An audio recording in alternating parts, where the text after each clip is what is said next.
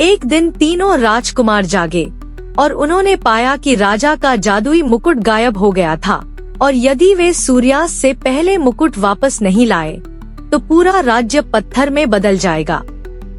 राजमहल में सुबह हो चुकी थी, पक्षी चहचहा रहे थे और सब कुछ सामान्य था। लेकिन जैसे ही राजा जागा, महल में एक जोरदार चीख गूंज उठी, मेरा मुकुट कहाँ गया? तीनों राजकुमार, राजकुमार आफताब, राजकुमार मेहताब और राजकुमार सैफ तुरंत अपने पिता के कमरे की ओर दौड़े। अगर ताज वापस नहीं किया गया तो राज्य का जादू खत्म हो जाएगा, राजा ने डरते हुए कहा। तीनों भाइयों ने मुकुट ढूंढने की शपथ ली। प्रत्येक राजकुमार की अपनी शक्ति थी। आफताब बहादुरी में सबसे आगे था। चंद्रमा बुद्धि का राजा था। सैफ के पास एक जादुई नक्शा था। वे तीनों अपने घोड़ों पर सवार होकर चल पड़े। तीनों राजकुमार हरे भरे घने जंगल में प्रवेश कर गए। पेड़ फुसफुसा रहे थे।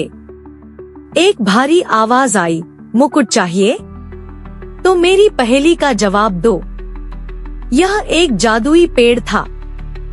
चंद्रमा ने पेड़ की पहेली का सही उत्तर दिया और पेड़ ने आगे का रास्ता खोल दिया।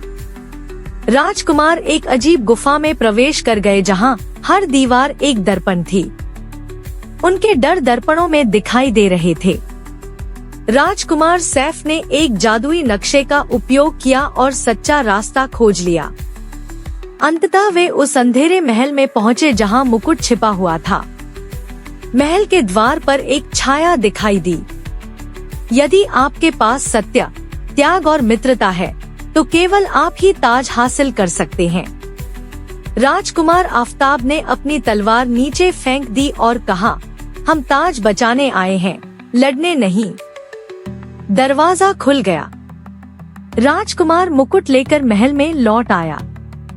जैसे ही राजा का राज्याभिषेक हुआ, महल रोशन हो गया और राज्य बच गया। राजा ने कहा, आज आप न केवल ताज बल्कि अपने राज्य की आशा भी वापस ले आए हैं।